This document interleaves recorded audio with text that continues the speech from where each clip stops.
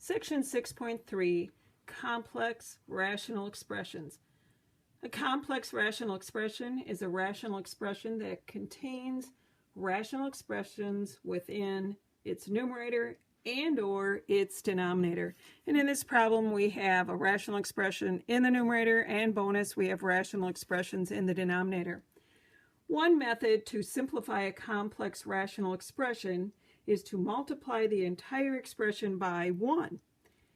To write 1, we use the least common denominator of the rational expressions within the complex rational expression. So looking at the denominator and the numerator, we know our least common denominator has to have an x plus 5.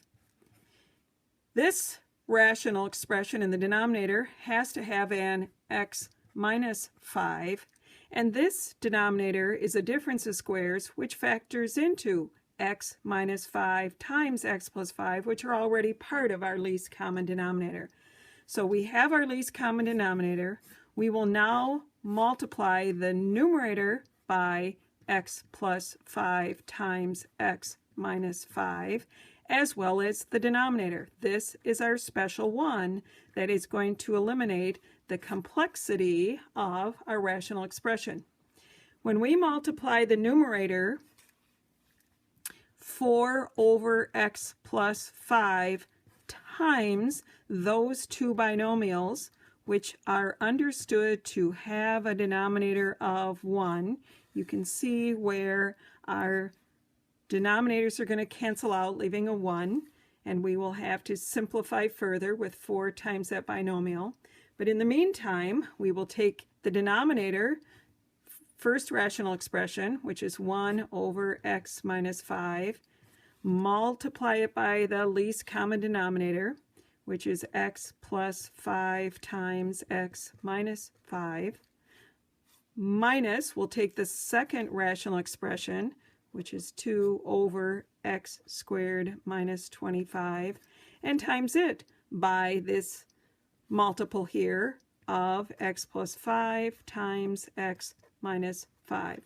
Simplifying in the denominator, this least common denominator value that we're multiplying distributively over each of these rational expressions is understood to have a denominator of 1, and in this first rational expression, in the denominator, the x minus 5 cancels out the x minus 5. In our second fraction that gets multiplied by the least common denominator, again, these are over 1. X squared minus 25, as I previously said, is a difference of squares. It factors into x plus 5 times x minus 5. In other words, this binomial cancels out these two binomials that are being multiplied by it. Simplifying and cleaning up what's left, we have a 4 times the binomial x minus 5 left in the numerator, with our 1 in the denominator and the numerator aren't affecting it. In the denominator, we have 1 times x plus 5, which is x plus 5, all over 1 is x plus 5, minus 2. Simplifying further, instead of multiplying the numerator, it's best to just leave it as is, because we're always looking, when we're dealing with rational expressions, to have them in simplified form, which means canceling out anything common. So leaving it factored is the best way to see whether we can simplify. In the denominator, though, we can combine like terms. Plus 5 minus 2 leaves us with an x plus 3. This binomial is not the same as that binomial, so there's no further simplification for this rational expression that came from this complex rational expression to begin with.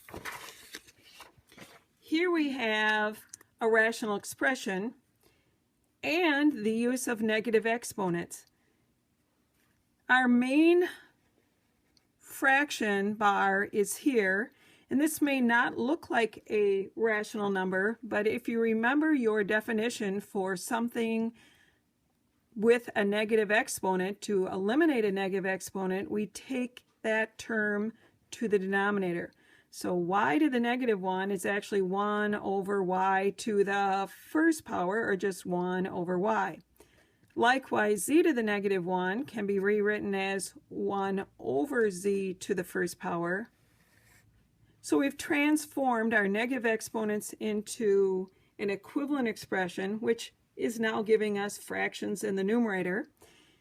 And the reason they didn't go to this denominator is because they were connected with an addition sign here. Nothing can be done with the denominator, at least right now. We'll leave it as y squared minus z squared over yz. To simplify this complex fraction, we'll look at all the denominators and determine the least common denominator. Least common denominator, we'll need a y, we'll need a z. And we have a yz in this denominator of the denominator. So our least common denominator is yz. We will then multiply by a 1, but a very special one. It will be the least common denominator over the least common denominator. Anytime you have the same quantity over the same quantity, this is equivalent to 1, which isn't going to change the value, but it will transform our complex rational expression. We have a distributive property needed here to simplify in the numerator. We will take 1 over y times the yz plus 1 over z, the second term in the numerator, times yz. In the denominator, we'll take the denominator rational expression, y squared minus z squared over yz, and we will times it by yz. So it was a distributive in the numerator and a multiplication, rational expression times this monomial. Simplifying this, the yz is understood to have a denominator of 1. Multiplying fractions together, you multiply numerators and denominators. Cancel out anything common. A y over y would equal 1. 1 times z divided by 1 is z.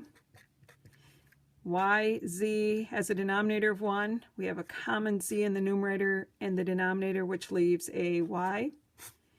And in the denominator, the yz here, understood to have a denominator of 1, cancels out the denominator in the denominator, leaving us with a y squared minus z squared.